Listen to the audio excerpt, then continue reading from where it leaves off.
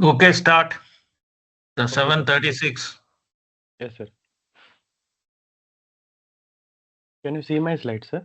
Yeah. Yes, sir. Good morning, everyone. Today I will be presenting on how do I do it, that is speckle tracking echocardiography, based on the detailed article by Bansal and Kasliwal, published in Indian Heart Journal.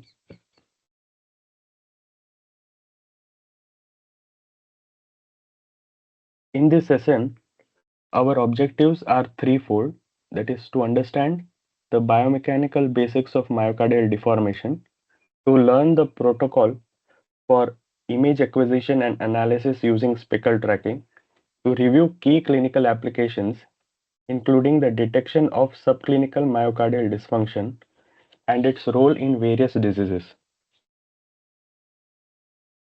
So, this is the image showing on the left side the green dot and a red dot, which depicts the green dots showing the old location of one myocardial fiber, the red dot showing the new location because of the myocardial motion it has acquired. So the motion from old location to new location is traced in this pickle tracking software, and we will get a curve as well as a bull eye image.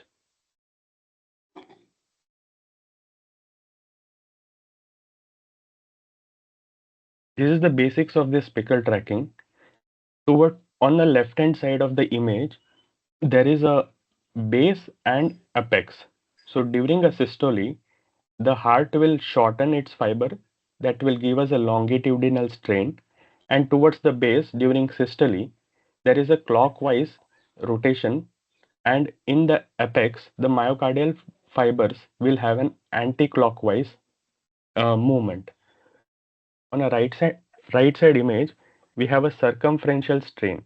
That means the circumference of the whole LV myocardium will reduce when it is having a systole, but the radial strain will have a positive value because the thickness of the myocardium will increase on systole. So we have a radial strain in a graph which is positive, while rest of the strains will be negative. So basics of myocardial deformation: the left ventricle deforms in multiple dimensions during each cardiac cycle. The longitudinal strain represents base to apex shortening. Circumferential strain refers to the narrowing of the cavity diameter. Radial strain is the thickening of the myocardial wall. Additionally, the heart undergoes twist and untwist motions, whereas the apex rotates counterclockwise and the base clockwise during systole, generating a suction during a early diastole. So what is speckle tracking echocardiography? It's a grayscale based angle independent technique that tracks unique acquisition markers, that is called as speckles, on the myocardium frame by frame.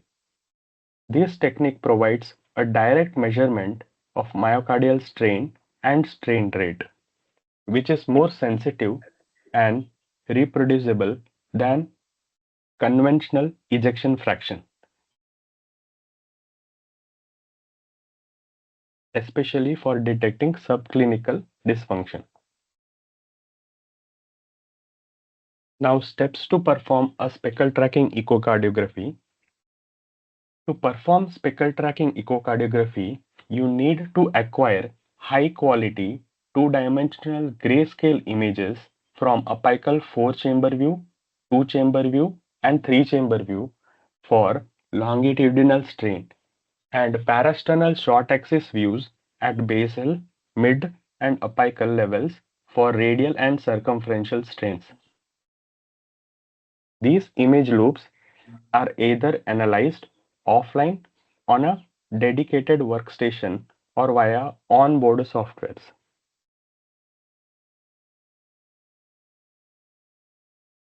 Image acquisition, which is a key point. What are the primary requirement of the images? The frame rate should be between 30 to 70 frames per second. ECG gating is essential for temporal accuracy. At least 3 cardiac cycles per view should be recorded, ideally during a breath hold period. Avoid foreshortening in long axis views and ensure circularity in short axis views.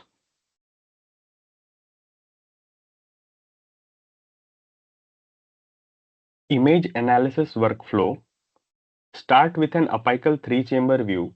Trace the endocardium in end systolic frame. The software will automatically create a region of interest and track the speckles. You will review the tracking visually, adjust if needed, and then approve. You will get a segmental and global longitudinal strain data, strain curves, and sometimes a bullseye eye plot showing a regional function.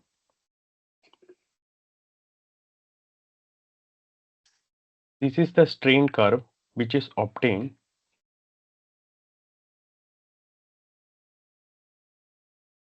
The dotted line in the graph is the mean strain curve, which is analyzed at the end of the acquisition.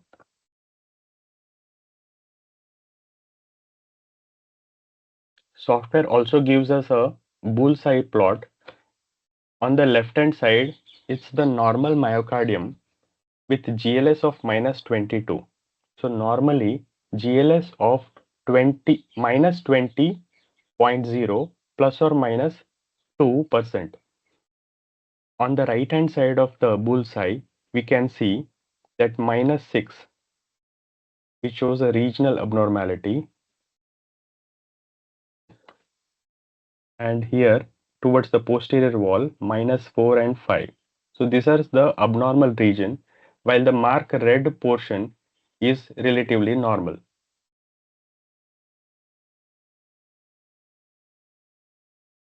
Short axis view. In short axis views, you assess radial and circumferential strain as well as rotation. Radial strain increases during systole, that shows a positive value. Circumferential strain and apical rotations are negative and positive respectively during systole. Torsion is calculated as twist divided by LV length. So interpretation and normal values. GLS normal values, that is -16% to -18% or more negative. Circumferential strain, anything more than -20 is normal. Radial strain of around +40% to +60%. There is a variability in torsion and rotational values. So this is the radial strain curve, which becomes positive as there is a systole. During systole, it gives a positive value and then comes to a baseline.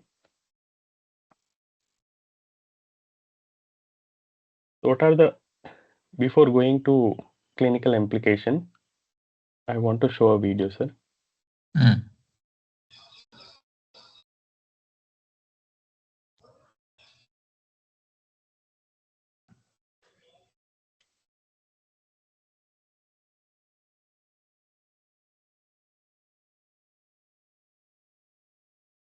Can you see the video, sir? Yeah. This is the echocardiography board where we can. So AFI is the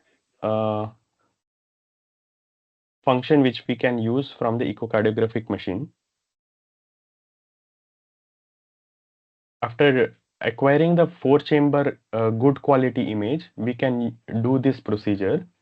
We have a defined region of interest, then selecting on region of interest, width, and process it.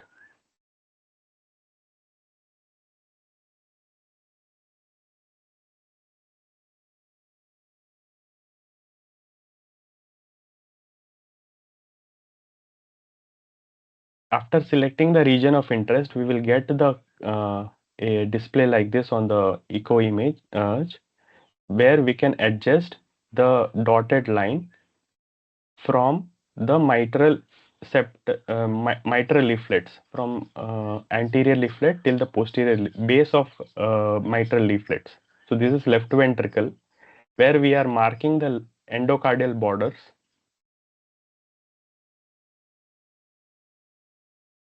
So after using the function of the software, we will get this display. So every motion of the myocardium, that is septal, mid basal septal, and basal and mid segment of the septum, and over this side apical lateral, the mid lateral and the basal lateral wall will be visualized. So this is the bullseye plot, and this is the curve which we will get.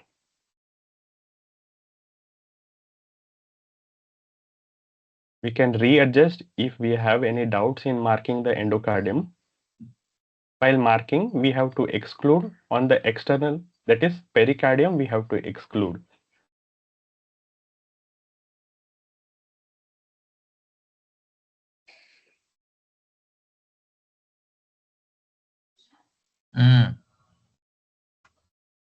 So this is the bullseye plot with regional abnormalities.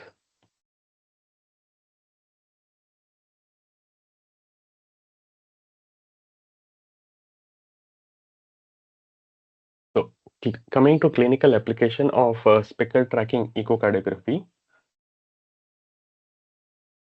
Speckle tracking echocardiography is especially useful in detecting early myocardial dysfunction in chemotherapy, valvular diseases, diabetes, and systemic conditions. It will help in monitoring the therapy response, prognosticating in acute coronary syndrome, and cardiac resynchronization therapy. It allows objective tracking of myocardial function beyond ejection fraction.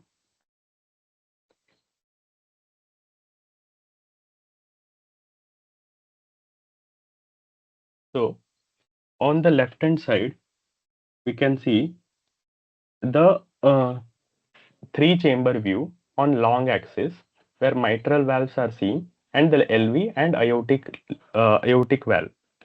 So this pathology shows a regional abnormality over the basal region and somewhere around mid portion of the septum, and normal in the apex and region of lateral wall, mid lateral wall, which appear as a Japan flag like appearance, mainly seen in the cardiac amyloidosis cases.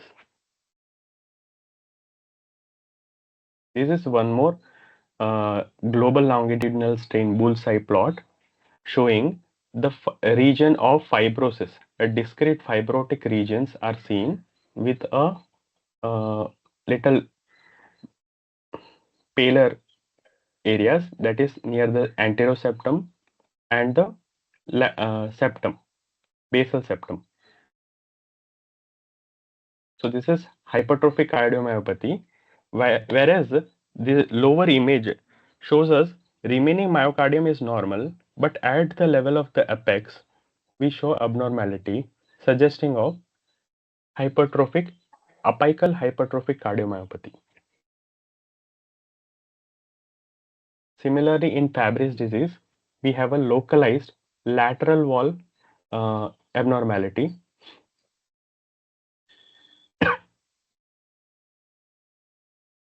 Mainly, this GLS, that is bullseye plot, helps us in detecting the overall early myocardial dysfunction in chemotherapy. So GLS, before starting the treatment, GLS and regional longitudinal strain was seen as -20 as a baseline, while 3 months later after anthracycline, we get a GLS of -14. So that is a follow-up study which showed there is a decrement in the myocardial function.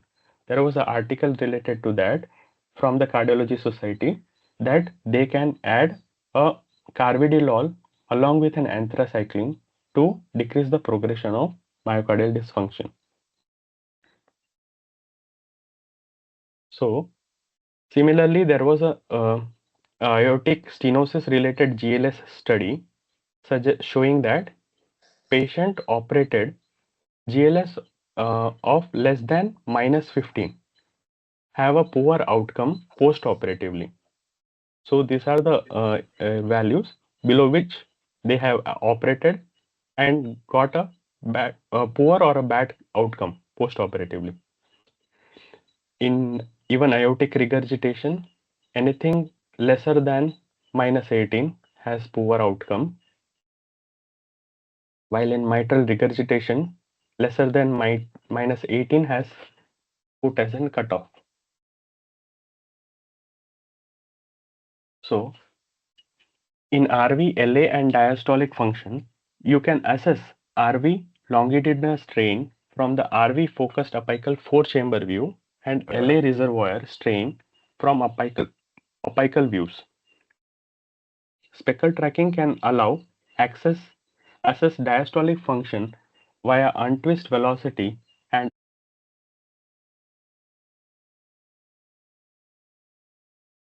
early diastolic strain rate. Although clinically adoption here is still evolving. Limitation of the speckle tracking, it is highly image quality dependent, which will be tackled by acquiring a high quality images. Vendor software differs in algorithms and reference values. So these reference values are also can be managed with tracking the image of a particular patient with the same software and the same machine. So mention of the software as well as a machine in the report is mandatory. Standardization across platform is needed before speckle tracking can become a routine in all labs. So let us go through a few articles of this study. The last 3 studies, mainly pertaining to the cardiac surgeons, that is concluding as GLS is superior to ejection fraction for predicting post-op outcomes. So this JACC imaging has included around 4,500 patients post-operatively and tracked them in a follow-up of around 6 months. In CHEST 2023 article of RV strain gave us a point that RV free wall strain is better than a TAPC in pulmonary hypertension. In heart failure,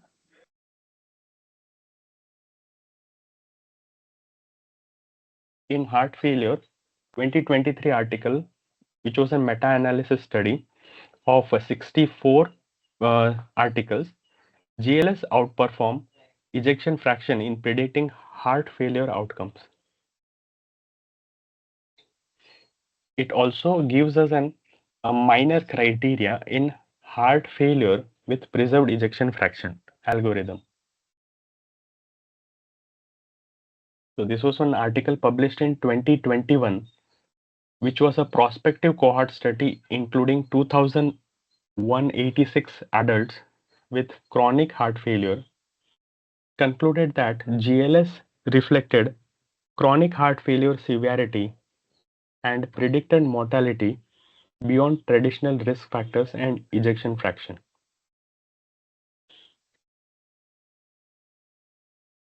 One more study from Cardiovascular Ultrasound Journal published on 2022, including 789 thalassemia patients in total, gave us a summary that GLS is strong predictor of cardiac iron overload with threshold of GLS less than -19 can screen effectively when CMR is not available. That is, cardiac magnetic resonance is not available.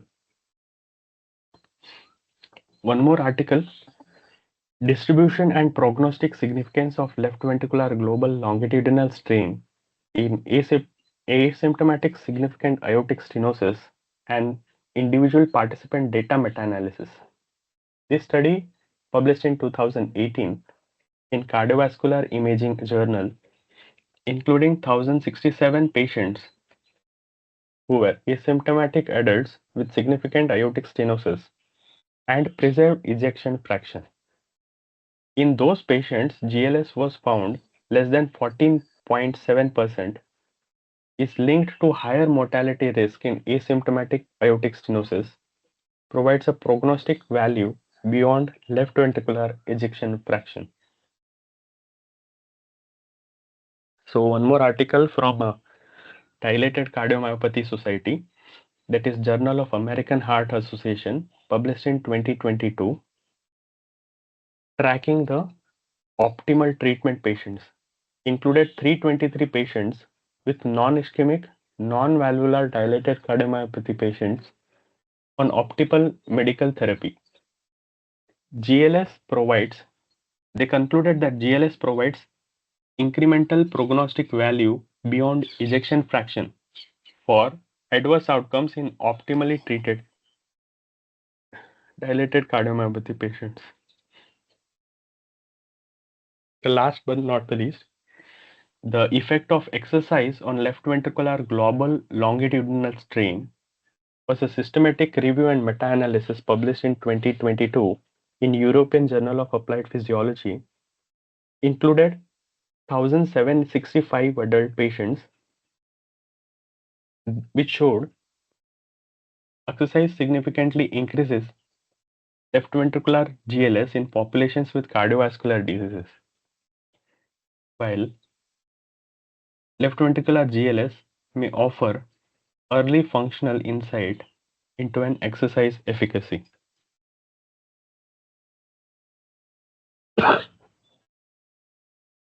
So, to conclude, Speckle tracking echocardiography is a powerful quantitative tool for evaluating myocardial function. Its ability to detect early dysfunction makes it valuable across many cardiology and surgical applications. With better standardization, it is poised to become a core part of echocardiographic practice.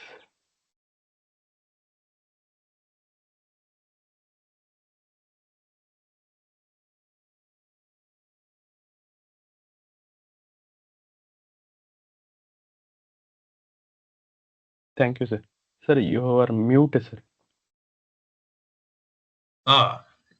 It's a good presentation, Sagar. It is something that we don't know much about, as Jairaj sir said in the beginning. I have a few questions. Now, this spectral, what is Sir, this we can't called? hear you, sir. Spectral track. You can't hear me? Yes, can you? This spectral tracking, is this only a software that is incorporated into an existing echo machine, or is this a new machine? You have to invest into a new machine. That is one thing. Because if it is got to be incorporated or this thing in every unit, not many people would like to go in for a new machine. Like, initially it was 3D. I mean, M mode, then color 2D, then color Doppler, then 3D. 3D echo was a new machine, which was not possible in the existing ordinary machines that was being in use. So now, is this a software that can be incorporated, or this is a new machine? I don't know. Somebody has to tell us that. Second, yes, you highlighted the principles and then where it is used. You could have also tried and make a table comparing the various modes of echocardiography, like M mode, the 2D color Doppler, 3D, and the spectral tracking, into various the pros and cons of each of these, so that you have some sort of a ready reckoner, and like a summarized table where you can see what is the this thing. And then third, you have to know when to ask for speckle tracking echo and the usefulness of it. You don't do this on all cases. So when you want certain particular situations, and what are those situations, and when do you ask specifically for speckle tracking echocardiography? This is something that we have to know. And then, of course, lastly, what is the surgical implication and how to interpret that? That you touched upon the valvular heart disease, but maybe all other things are also to be incorporated slowly. So, do you have any idea how is this a new machine or is it only a software? Sir, before presenting this the whole topic, I went through the experts of echocardiography, Satish sir and all. They were like, this software is not a in almost inbuilt in almost all the machines which we have in a hospital. Only thing, whenever we have an indication like post transplant patients, patients which are on mechanical circulatory supports like ECMO or IABP, and those patients which are preoperatively listed for cardiac transplants, and patients who are already diagnosed with DCM and with cardiac amyloidosis patients, we use this software as a prognosticating tool for evaluating and urgent requirement of urgent transplant. So So that was the thing, sir. it is existing. It is in place now, and people Yes, are sir. using. Yes, yes, sir. It is used in our institution. Okay. Second thing, sir, when to use, that is mainly the patients which are listed to transplant, already patient diagnosed with DCM, hypertrophic cardiomyopathy, and a patient already who are having a pacemaker. We have, after doing an Holter, they will have an evaluation with this software as well as the tool of 2D echocardiography. Okay. Sir, what was your second question, sir? Second question was, when do you ask for it? What are the conditions where you ask for a specific spectral study, and how to interpret that? Okay, From a surgeon's point of view. sir. So, yet randomized control trials are still awaiting, sir, for a solid ground for this study. But we are using it in our institution, sir. You said it is only meant used for transplant patients, but maybe We can mostly. use it. Yes, sir. In post valvular as well as CABG also, we can like Yeah, as ideally. a prognostic tool, you can do that. Yes, sir. Okay. It's a good addition to the existing imaging and assessment of the heart. What I got to know that this tool was installed in our institution since 2020, sir. 2020. So we are using it since then. Okay. All right. I wish you some of the experts were there to give us a little more insight into this. Anyway, sir, you have any comments to make, sir? No, I don't know much about this, I only know that, for normal ejection fraction of the left ventricle, ordinary echocardiography is enough. But for the diastolic dysfunction, in ordinary echocardiography, we grade them based on the mitral inflow velocity by the EA ratio, which is not the very best thing. Probably, I think it may be better by this speckle tracking echocardiography. Sir, Similarly, in this what you are telling us, sir, EA yeah, and E by E prime, yeah, that's mainly the inflow of the blood flow. yeah, They are yeah, not, these studies are not including the each myocardial fibers and okay. regional wall, they are not involving. So they are bit uh, not solid to Yeah. assess every segment of a myocardium. But I also read that in patients with a heart failure with a preserved ejection fraction, that's a diastolic dysfunction, there are hundreds of causes. One of them is obstructive sleep apnea. In those cases, can this be used, or is it advantageous or not? There was In an patients, article, sir, yeah, related to this heart failure and with a preserved preserved, ejection fraction. yeah, They have found that obesity, they were able to identify along with the speckle tracking, but I don't know how they have made out the risk factor, obstructive sleep apnea. But yeah. in heart failure with ejection fraction, what they have found out is out of 4,000 patients, they have identified at least 1,025 patients having a reduced GLS.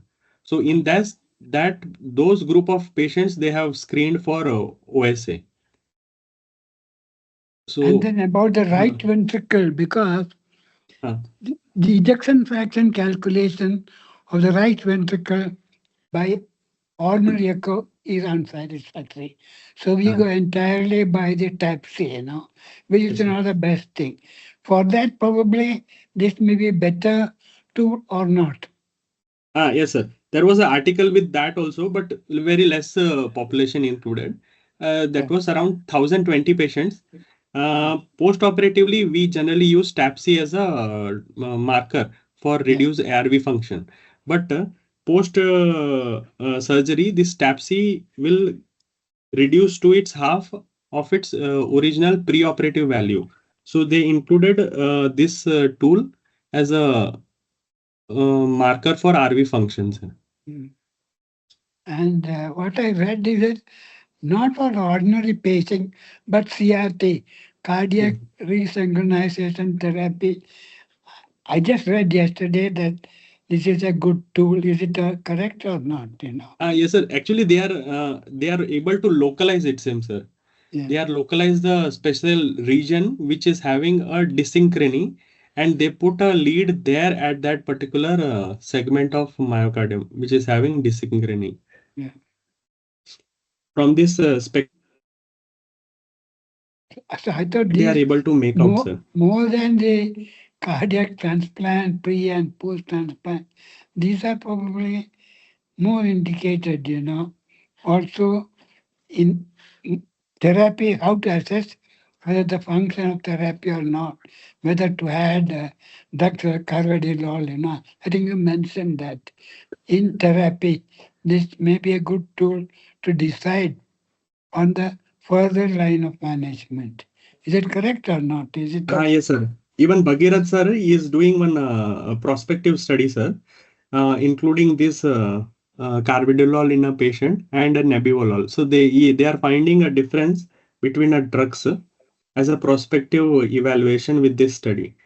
What Bhagirath sir also told that now they are moving towards a 3D speckle tracking, but not at full-fledged as we are doing this speckle tracking in 2D. mm, Oh, they're incorporating 3D images as well. Oh, that Uh, is okay. that is more better than they told, sir. So then it will become very much similar to MRI. Yes, sir. So one more article which I have included, wherever the CMR is not available, so Hmm. this will be like a good tool, sir, actually. Yeah. Okay. Any other questions anybody has? All right. Okay. Thank you, Sagar.